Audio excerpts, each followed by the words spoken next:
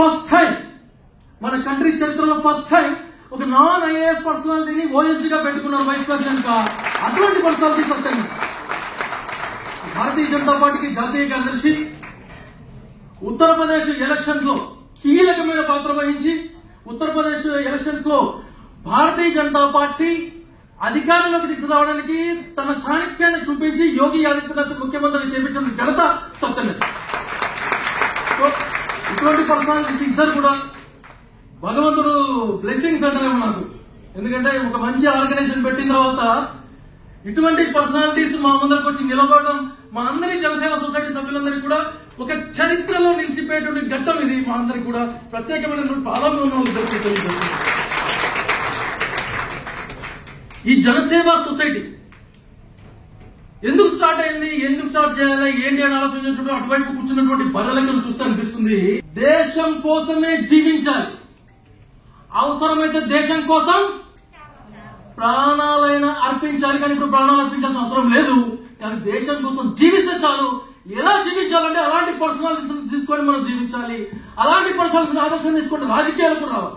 చాలా మంది అంటుంటారు యువత, చాలా మంది నేను వింటూ ఉంటాను క్యాంపస్ లో తిరిగినప్పుడు సార్ రాజకీయాలు ఇంట్రెస్ట్ లేదు సార్, అబ్బా రాజకీయాలు సార్, అబ్బా బురద రాజకీయాలు సార్, నాది బురద రాజకీయాలు నేను ఎందుకు పోతాను సార్. చాలా మంది ఇంటలెక్చువల్స్, ఇంజనీర్స్, ఎందుకంటే పేరెంట్స్ కూడా నేను చాలా విషయాలు చెప్పాలని భగత్ సింగ్ పుట్టాలని కోరుకుంటారు, చంద్రశేఖర్ ఆజాద్ పుట్టాలని కోరుకుంటారు, కానీ మా ఇంట్లో పుట్టాలని పక్కలో పుట్టాలని కోరుకుంటారు. సో ఈ పేరెంట్స్ యొక్క స్వభావం కూడా ఐఏఎస్ కావాలంటారు, ఐపీఎస్ కావాలి, ఓకే నో డౌట్స్.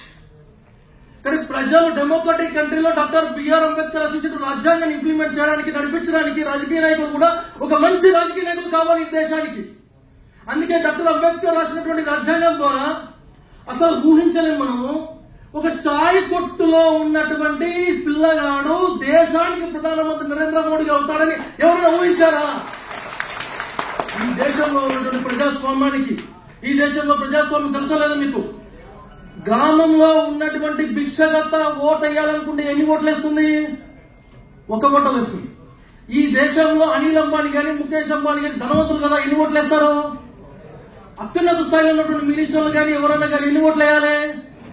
అంబేద్కర్ చెప్పారు, all are equal, we are all sons and daughters of one మాత, that is Bharat Mata. So ఆ లక్ష్యం కోసం మనందరం పనిచేద్దాం, ఆ కాన్సెప్ట్ లో పనిచేద్దాం. ఈనాడు విద్యార్థులు కూడా జేడీ గారు ఇంత అద్భుతమైన స్పీచ్ ఇస్తుంటారు, మోటివేషన్ చేస్తుంటారు చాలా మంది స్టూడెంట్స్ కు. మనం మళ్ళీ కామన్ తరగాలు వెళ్తుందా ఉన్నాడు. ఈనాడు స్టూడెంట్స్ కూడా ఎలా ఉన్నారంటే, నేను బాగా గుర్తు, నాకు 10th క్లాస్ ఉన్నప్పుడు మా టీచరు ఝాన్సీ రాణి గొప్పతనం చాలా విషయాలు చెప్పేటాడు. ఝాన్సీ రాణి కూడా చెప్పాడు, ఝాన్సీ రాణి ఎలాంటి పోరాటం చేస్తుంది. ఝాన్సీ రాణి అప్పట్లో గుర్రం మీద పోరాటం చేస్తూ బ్రిటిష్ వారి యొక్క తలను తగ్గించి ఈనాడు పోరాటం చేస్తుంది. ప్రపంచ చరిత్రలో తమ పిల్లవాడిని భుజం మీద వేసుకొని పోరాటం చేసిన ఒక స్త్రీ ఎవరైనా ఎక్కడైనా ఉన్నారంటే అది భారతదేశంలోనే ఉన్నారంటే. సో అటువంటి ఝాన్సీ రాణి గురించి చెప్తే ఒక స్టూడెంట్ లేచింది, అమ్మాయి తప్పనుకుందండి, దయచేసి సార్ సార్ డౌట్స్ సార్ చెప్పమ్మా సార్. అప్పటి కాలంలో గుర్రాలు ఉన్నాయి కాబట్టి ఝాన్సీ రాణి గుర్రం ఎక్కిపోయింది సార్, ఇప్పుడు ఏమన్నాయి సార్ అని స్టూడెంట్స్ అంతా అవుతున్నారు. వెంటనే టీచర్ కూడా చాలా సరే అమ్మా బాగానే ఉంది, అప్పటి కాలంలో గుర్రాలు ఉన్నాయి, ఇప్పుడు కాలంలో గాడులు ఉన్నాయి, ఎక్కడికమ్మా అన్నాడు. స్టూడెంట్స్ యొక్క మెంటాలిటీ కూడా మారాలి, యూత్ యొక్క మెంటాలిటీ కూడా మారాలి. ఇటువంటి గొప్ప వ్యక్తులను మనం స్పీచ్ ఇస్తుంటే మాట్లాడాలి. ఇప్పుడు సత్యన్న నేషనల్ సెషన్ ఉంది, సత్యన్న యొక్క ఎక్స్పీరియన్స్ మన ముందర ఉంచబోతున్నారు.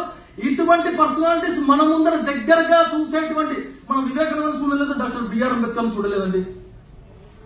మనకు వివేకానంద డాక్టర్ బిఆర్ అంబేద్కర్ లేకపోతే నేతాజీ సుభాష్ చంద్రబోస్ వీళ్ళనండి. అటువంటి మహాపురుషుల దగ్గర చూసి ఇటువంటి వచ్చినటువంటి కొంత అందరికీ కూడా ఇక్కడికి వచ్చిన వాళ్ళకు రాష్ట్ర వ్యాప్తంగా వచ్చిన వాళ్ళు సెలెక్టెడ్ పర్సన్స్ తీసుకొచ్చారు.